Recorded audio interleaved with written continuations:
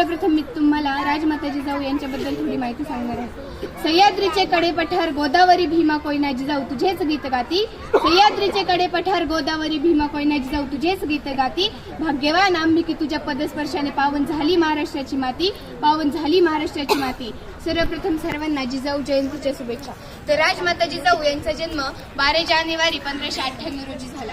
स्वराज्यजननी राजमाता, वीरमाता, मासाहेब, मातोश्री अशा अनेक उपमा त्यांना दिल्या जातात। त्या म्हणजे जिजाऊ शहाजीराजे भोसले म्हणजेच छत्रपती शिवाजी महाराजांची आई। तुम्हाला प्रश्न पडलाच असेल की त्यांना इतके उपमा का दिल्या जातात, तर त्यांचे कार्यच इतके महान होते की त्यांना उपमा देखील कमी पडतील। त्यांचे जीवन म्हणजे अनमोल संस्कारांचा खजिना। कोण होत्या जिजाऊ? मातृत्व, नेतृत्व, कर्तृत्व या 3 गुणांचा संगम ज्यांच्यात होता त्या होत्या जिजाऊ। अरे कोण होत्या जिजाऊ? ज्यांचे कार्य शब्दात मांडता येणार नाही त्या होत्या जिजाऊ। आणि शिवबांच्या कठीण प्रसंगी जसं की अफजल खानाची स्वारी, आग्रा भेट व सुटका या कठीण प्रसंगीच्या खंबीरपणे पाठीशी उभ्या होत्या त्या होत्या जिजाऊ। तुमच्यामुळे जिजाऊ महाराष्ट्राचा सोनेरी इतिहास घडला। तुमच्यामुळे जिजाऊ महाराष्ट्राचा सोनेरी इतिहास घडला। अरे झुकला तख्त दिल्लीचा आणि भगवा आसमंती फडकला, भगवा आसमंती फडकला। पृथ्वीवरील आदिशक्तीचे रूप, महाराष्ट्राची ऊर्जा, ज्यांनी स्त्रियांना घायल हरणी होऊन जगण्यापेक्षा अन्यायाला चिरडणारी वाघीण होऊन जगा असा संदेश दिला।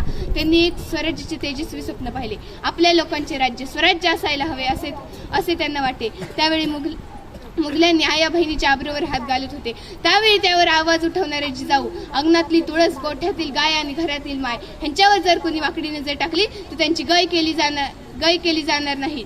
एक आई जितकी प्रेमळ असायला हवी तितकीच ती खंबीर आणि कणखर असायला हवी। आणि याचे उत्तम उदाहरण म्हणजे जिजाऊ। जिजाऊंनी प्रतिकूल परिस्थितीवर मात करून स्वराज्याची स्थापना करणारे छत्रपती शिवाजी महाराजांना घडवले। महाराष्ट्राला स्वराज्याचे सुवर्ण दिन दाखवण्याला, स्वराज्य स्थापनेसाठी प्रेरणा निर्माण करणारे जिजाऊ त्यांचं 17 जून 1674 रोजी निधन झाले। शेवटी म्हणेल की स्वराज्याचा समजावला आम्हाला अर्थ खरा, स्वराज्याचा समजावला आम्हाला अर्थ खरा, जिजाऊंच्या कार्याला मानाचा मुजरा, मानाचा मुजरा। आता मी तुम्हाला स्वामी विवेकानंद याबद्दल थोडी माहिती सांगणार आहे। जातीसाठी माती खाणारे दिसतील, जातीसाठी माती खाणारे दिसतील, अन्यायाविरुद्ध पेटून उठणारे भेटतील।